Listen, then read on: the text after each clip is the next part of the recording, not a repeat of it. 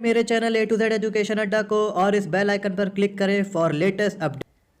नमस्कार दोस्तों, स्वागत है आपका मेरे channel A to Z education अड्डा में। दोस्तों, जैसा कि हम पूरे हफ्ते की the Hindu, times of India, the Hindu, PIB और द इंडियन एक्सप्रेस की खबरों का एनालिसिस करके आपके लिए वीकली करंट अफेयर्स प्रोवाइड करा रहे थे और पिछले हफ्ते हम इस सीरीज़ की पहली वीडियो डाल चुके हैं। अगर आपने वो वीडियो नहीं देखी है तो ऊपर आई बटन पर जाके वो वीडियो देख सकते हैं। और दोस्तों, ये हमारी वीकली करंट अफेयर्स की दूसरी वीडियो है। तो चलिए दोस्तों, शुरू करते हैं हम अपनी वीकली करंट अफेयर्स की वीडियो। सबसे पहले दोस्तों हम बात करेंगे द हिंदू की चर्चित पिछले हफ्ते की कुछ खबरों के ऊपर, जिसमें से हमारी सबसे पहली खबर है सेबी ने कहा है कि चीन से आने वाली विदेशी पोर्टफोलियो निवेश की सख्त जांच हो। आइए देखते हैं इस न्यूज़ में क्या है दोस्तों। तो दोस्तों, 21 अप्रैल को सेबी ने विदेशी निवेश से जुड़े बैंकों को चीन से आने वाले जो विदेशी निवेश है उसकी निगरानी करने के निर्देश जारी किए हैं। चीन से जो भी निवेश आ रहा है, विदेशी निवेश है जो बैंकों में जो किए जा रहे हैं, उस पर सेबी ने कहा है कि कड़ी नज़र रखी जाए कि वो पैसे कहाँ इन्वेस्ट किए जा रहे हैं, किस कंपनी में लगाए जा रहे हैं और उससे कौन कौन से किस शेयर मार्केट में वो निवेश किए जा रहे हैं, इस पर नज़र रखने के लिए सेबी ने कहा है। आइए दोस्तों, इसमें इंपॉर्टेंट क्या है। तो दोस्तों, सेबी का जो फुल फॉर्म है वो है securities and exchange board of India. ये हमारी सेबी का फुल फॉर्म है। और दोस्तों, इसकी जो स्थापना है वो securities and exchange board of India act 1992 के तहत अप्रैल 1992 में की गई थी। और दोस्तों, इसका जो मुख्यालय है वो मुंबई में है और जिसका जो मेन काम है, जो मुख्य काम है वो है दोस्तों शेयर मार्केट में निवेशकों के हितों का संरक्षण करना और दोस्तों साथ ही साथ शेयर मार्केट का विकास व उसे रेगुलेट करना। ये हमारा सेबी का मुख्य कार्य है। चलिए दोस्तों, चलते हैं अपनी अगली न्यूज़ की तरफ। अगली जो न्यूज़ है दोस्तों वो है इस्लामिक सहयोग संगठन जो है उसने ये आरोप लगाया है कि भारत में जो बढ़ रहा है, ये इस्लामिक सहयोग संगठन ने आरोप लगाया है। दोस्तों देखें इसमें क्या है। इस्लामिक सहयोग संगठन organisation of Islamic corporation IOC ने भारत में बढ़ते इस्लामोफोबिया पर विशेष चिंता व्यक्त की है। अब दोस्तों आइए जानते हैं इस्लामोफोबिया क्या होता है। तो दोस्तों, इस्लामोफोबिया से हमारा तात्पर्य है इस्लाम या मुसलमानों के साथ कोई भी भेदभाव या उनके प्रति जो संकीर्ण भावना रखना है, उसी को हम इस्लामोफोबिया कहते हैं। अब आइए दोस्तों जानते हैं इसके इंपॉर्टेंट फैक्ट्स के बारे में। तो दोस्तों, जो इससे इंपॉर्टेंट फैक्ट है वो इस्लामिक सहयोग संगठन है और जो ये दोस्तों अंतर्राष्ट्रीय संस्था है जिसकी स्थापना 1969 में हुई थी। यानी कि हमारी जो इस्लामिक सहयोग संगठन है इसकी स्थापना 1969 में की गई। और दोस्तों, वर्तमान में कुल 57 जो देश हैं या कंट्रीज़ हैं वो इसके सदस्य हैं, लेकिन इसमें भारत इसका सदस्य नहीं है। ध्यान देने वाली बात है दोस्तों, भारत इसका सदस्य नहीं है और कुल 57 देश इसके सदस्य हैं। और दोस्तों, जो इसका मुख्यालय वो जेद्दा सऊदी अरब में है और इसका उद्देश्य क्या है दोस्तों, अंतर्राष्ट्रीय स्तर पर मुस्लिम हितों की रक्षा करना ही इसका प्रमुख उद्देश्य है। और दोस्तों, पहला सम्मेलन जो है इसका वो 1969 में रबात मोरक्को में आयोजित किया गया था। और दोस्तों, पिछले वर्ष अबू धाबी में आयोजित 46वीं बैठक में भारत को पहली बार गेस्ट ऑफ ऑनर के रूप में भाग लेने के लिए आमंत्रित किया गया था। तो दोस्तों, ये बहुत इंपॉर्टेंट फैक्ट है इसका कि पिछले वर्ष अबू धाबी में जो 46वीं बैठक हुई थी इसकी, उसमें भारत को पहली बार गेस्ट ऑफ ऑनर के रूप में भाग लेने के लिए आमंत्रित किया गया। ये काफ़ी इंपॉर्टेंट है दोस्तों, इसे ध्यान रखिएगा इसको।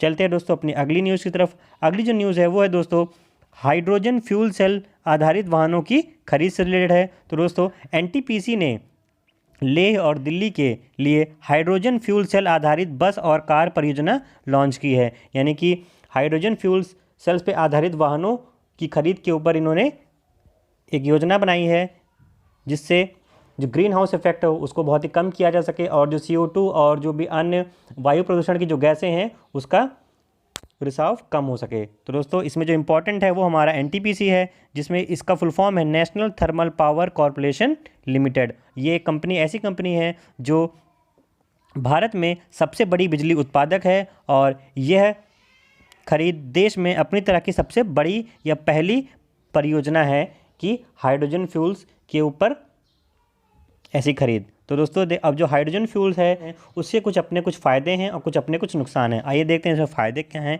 तो दोस्तों CO2 उत्पादन बहुत ही कम होता है इसका यूज़ करने से, और पेट्रोल और डीजल पर जो हमारी निर्भरता है ये बहुत ही ज़्यादा कम हो जाएगी इसके यूज़ में आने से। और इसमें जो सबसे खास बात है वो है इसमें धुएँ की जगह जल का उत्सर्जन होता है, और जो जल है अगर जो हमारे पास अच्छी टेक्निक्स हुई तो हम इस जल का उपयोग पीने के पानी के लिए भी यूज़ कर सकते हैं। तो ये कुछ फ़ायदे थे, और इसके कुछ नुकसान भी है दोस्तों। जो इसमें सबसे बड़ा है नुकसान वो है दोस्तों जो हाइड्रोजन फ्यूल सेल के लिए जो हमें हाइड्रोजन चाहिए होता है उसके निर्माण के लिए दोस्तों जीवाश्म ईंधन का प्रयोग किया जाता है। और दोस्तों इस जीवाश्म ईंधन से दोस्तों जो है वो ग्रीन हाउस गैसें का उत्सर्जन होता है, जैसे कि कार्बन डाइऑक्साइड, नाइट्रोजन, इन सब का उत्सर्जन होता है हाइड्रोजन को बनाने के लिए। और दोस्तों साथ ही साथ ये बहुत ही ज़्यादा ज्वलनशील होगा, यानी कि विस्फोट होने के चांसेस भी इसमें बहुत ज़्यादा हो सकते हैं। और दोस्तों ये काफ़ी महंगा, यानी कि हाइड्रोजन फ्यूल सेल आधारित जो वाहन होंगे ये वो काफ़ी ही महंगे होंगे। तो ये कुछ नुकसान भी हैं इसके साथ ही साथ फ़ायदों के। तो दोस्तों चलते हैं हम अपने अगली न्यूज़ की तरफ।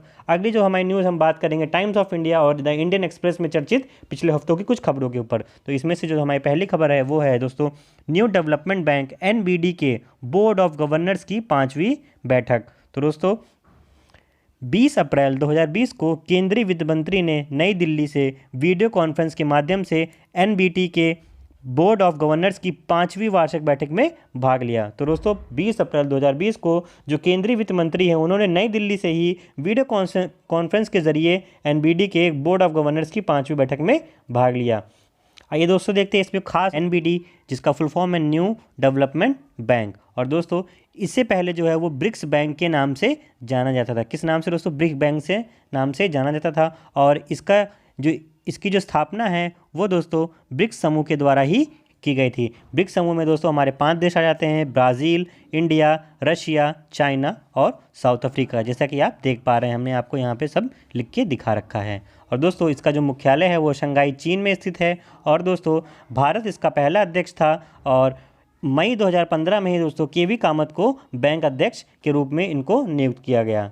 अब दोस्तों चलते हैं अपने दूसरी खबर की तरफ। दूसरी जो हमारी खबर है वो है दोस्तों जैव चिकित्सा अपशिष्टों का वैज्ञानिक निस्तारण। तो दोस्तों इसमें क्या है दोस्तों, राष्ट्रीय हरित न्यायाधिकरण NGT ने कोविड-19 की महामारी को देखते हुए जैव चिकित्सा अपशिष्ट यानी कि बायोमेडिकल वेस्ट के अवैज्ञानिक निस्तारण यानी अनसाइंटिफिक डिस्पोजल से उत्पन्न जोखिम को कम करने हेतु आवश्यक कदम उठाने का निर्देश दिया है। यानी कि दोस्तों जो राष्ट्रीय हरित न्यायाधिकरण है उसने कोविड-19 की जो महामारी है उसको देखते हुए बायोमेडिकल वेस्ट है उसका अनसाइंटिफिक डिस्पोजल से जो उसके उत्पन्न जो खतरे हैं उसके लिए एक निर्देश जारी किया है। क्योंकि दोस्तों जैसा कि जो कोविड-19 मरीज है जो मास्क यूज़ किया जा रहा है उसको भी हम कहीं भी फेंक देते हैं या उसको कहीं भी फेंक देता है ऐसे ही, उससे रिलेटेड या मरीजों से रिलेटेड जो भी इक्विपमेंट्स यूज़ किए जा रहे हैं या जो भी दवाइयाँ, सिरिंज और ये सब जो यूज़ किए जा रहे हैं उसको कैसे डिस्पोज किया जाए, उससे रिलेटेड जो इम्पोर्टेंट फैक्ट्स हैं वो हरित राष्ट्रीय न्यायाधिकरण ने निर्देश दिए हैं। तो आइए देखते हैं इसमें इंपॉर्टेंट क्या है। इसमें तो इंपॉर्टेंट है बायोमेडिकल वेस्ट। अब देखते हैं ये क्या होता है दोस्तों। इसका आशय मनुष्यों या पशुओं के उपचार, चिकित्साएं, जांच या उससे जुड़े शोध कार्यों के दौरान उत्पन्न अपशिष्ट पदार्थों से हैं। जैसे कि दोस्तों जो सिरिंज हो गई या ऐसी कुछ चीज़ें हो गई, मास्क हो गए, ये सब हमारा इस बायोमेडिकल वेस्ट में आ जाते हैं। तो दोस्तों साथ ही साथ भारत में मार्च 2016 में जैव चिकित्सा अपशिष्ट अधिनियम 2016 लागू किया गया, और जिसके तहत अपशिष्टों को दोस्तों 4 श्रेणियों में बांट दिया गया। यानी कि जैव चिकित्सा अपशिष्ट अधिनियम 2016 जो लागू किया गया और इसी के तहत अपशिष्टों को 4 श्रेणियों में बांटा गया। ये देखते हैं ये 4 श्रेणियाँ कौन कौन सी है। जो सबसे पहली श्रेणी है वो दोस्तों येलो श्रेणी के अपशिष्ट हैं, जिसमें दोस्तों हमारा पशु अपशिष्ट, मिट्टी का कचरा, एक्सपायर्ड दवाइयाँ और रासायनिक कचरा, रासायनिक तरल अपशिष्ट और प्रयोगशाला अपशिष्ट आदि इसमें शामिल हो जाते हैं। तो दूसरी श्रेणी है वो हमारी रेड श्रेणी के अपशिष्ट। इसमें दोस्तों हमारा दूषित अपशिष्ट, डिस्पोजेबल आइटम से उत्पन्न कचरा जैसे कि हमारे सिरिंज हो गया, पेशाब की थैलियाँ, दस्ताने हो गए, ये सब हमारे इसमें आ जाते हैं। तीसरी जो हमारी श्रेणी है दोस्तों वो है ब्लू श्रेणी, जिसमें दोस्तों नुकीली धातुओं वाले अपशिष्ट आ जाते हैं। जैसे कि ऑपरेशंस में जो भी इक्विपमेंट्स यूज होते हैं, जो छुरियाँ, जो कैंचियाँ जो भी यूज़ होती हैं वो हमारी इसमें आ जाती हैं। नुकीली धातु वाली अपशिष्ट ये हमारा ब्लू श्रेणी में आ जाती है। अगली जो हमारी श्रेणी है, चौथी आखिरी श्रेणी, वो है दोस्तों हमारी वाइट श्रेणी। इसमें दोस्तों कांच के बने पदार्थ अपशिष्ट के अंतर्गत आ जाते हैं। अब दोस्तों इसमें जो एक और हमारा इंपॉर्टेंट है NGT, वो यानी कि नेशनल ग्रीन ट्रिब्यूनल। तो या राष्ट्रीय हरित न्यायाधिकरण, इसकी स्थापना दोस्तों 18 अक्टूबर 2010 में की गई थी। चलिए दोस्तों चलते हैं अपने अगले खबर की तरफ। अगली जो हमारी न्यूज़ है वो है कृषि कल्याण अभियान की तीसरे चरण को मंजूरी, यानी कि कृषि कल्याण जो अभियान है उसके तीसरे चरण को मंजूरी दी गई है। और ये दोस्तों 24 अप्रैल को कृषि एवं किसान मंत्रालय, किसने दोस्तों, कृषि एवं किसान मंत्रालय ने किसानों की आय दुगनी करने के लिए, क्या करने के लिए दोस्तों, किसानों की आय दुगनी करने के लिए कृषि कल्याण अभियान के तीसरे चरण को मंजूरी दे दी है। आइए देखते हैं इसमें इंपॉर्टेंट क्या है दोस्तों। इसमें हमारा इंपॉर्टेंट है कृषि कल्याण अभियान। और दोस्तों इस अभियान को 1 जून 2018 को शुरू किया गया था। और दोस्तों जो इसका लक्ष्य है वो है 2022 तक किसानों की आय को दुगना करना है, यानी कि किसानों की आय को 2022 तक दुगना करना ही इस अभियान का लक्ष्य है। अगली न्यूज़ की तरफ। अगली जो न्यूज़ है वो दोस्तों पृथ्वी दिवस 2020 से है। जैसा कि आप सब जानते हैं दोस्तों, प्रत्येक वर्ष 22 अप्रैल को पृथ्वी दिवस या अर्थ डे के रूप में मनाया जाता है। और दोस्तों इस वर्ष का जो थीम था वो था जलवायु कार्यवाही या क्लाइमेट एक्शन, ये इस वर्ष का थीम था। ये काफ़ी इंपॉर्टेंट है दोस्तों। और दोस्तों इसका जो मुख्य उद्देश्य है वो है पृथ्वी एवं पर्यावरण संरक्षण के प्रति लोगों को जागरूक करना, यही इसका मुख्य उद्देश्य है। और दोस्तों साथ ही साथ इस वर्ष जो है हमारा पृथ्वी दिवस के 50 वर्ष भी पूरे हुए हैं। ये भी इंपॉर्टेंट फैक्ट हो जाता है एक इस साल के लिए। और दोस्तों इसकी जो शुरुआत है वो 1970 में गिलार्ड नेल्सन या हम कह सकते हैं इनके द्वारा, गिलार्ड नेल्सन के द्वारा 1970 में इसकी शुरुआत की गई थी। और इसी के बाद से ही, यानी कि 1970 22 अप्रैल 1970 के बाद से ही हर वर्ष पृथ्वी दिवस के रूप में पूरे वर्ल्ड में मनाया जाने लगा। तो दोस्तों अब चलते हैं हम अपनी पीआईबी में चर्चित खबरों के ऊपर। तो दोस्तों पिछले सप्ताह में पीआईबी में चर्चित सिर्फ एक ही खबर थी और वो थी दोस्तों बग स्नीफर। आइए दोस्तों जानते हैं बग स्नीफर क्या है। तो दोस्तों भारत के वैज्ञानिकों ने बैक्टीरिया की पहचान हेतु, दोस्तों ध्यान दीजिएगा, बैक्टीरिया, वायरस नहीं दोस्तों, भारत के वैज्ञानिकों ने बैक्टीरिया की पहचान हेतु एक संवेदनशील और किफ़ायती सेंसर का विकास करने में सफलता प्राप्त की है। इसी संवेदनशील और किफ़ायती सेंसर को ही दोस्तों बग स्नीफर का नाम दिया गया है। तो दोस्तों हम सब यही दोस्तों हमारा बग स्नीफर।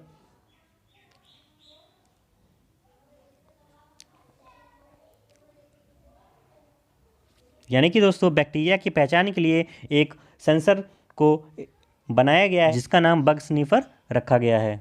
तो दोस्तों ये थी हमारी आज की वीकली करंट अफेयर्स की वीडियो की कुछ खास न्यूज़ें। उम्मीद करते हैं दोस्तों आपको ये वीडियो पसंद आई हो। वीडियो पसंद आई है तो दोस्तों वीडियो को लाइक ज़रूर कीजिएगा। और दोस्तों इस वीडियो को ज़्यादा शेयर करिएगा ताकि और भी दोस्तों तक ये वीडियो पहुँच सके। और दोस्तों नीचे कमेंट बॉक्स में कमेंट करके ज़रूर बताइएगा कि आपको ये वीडियो कैसी लगी। आप हमारे चैनल पर नए हैं तो हमारे चैनल को सब्सक्राइब कर लीजिएगा ताकि आपसे एक भी वीडियोस मिस ना हो। उम्मीद करते हैं दोस्तों आपको ये वीडियो पसंद आई हो। दोस्तों thanks for watching my video.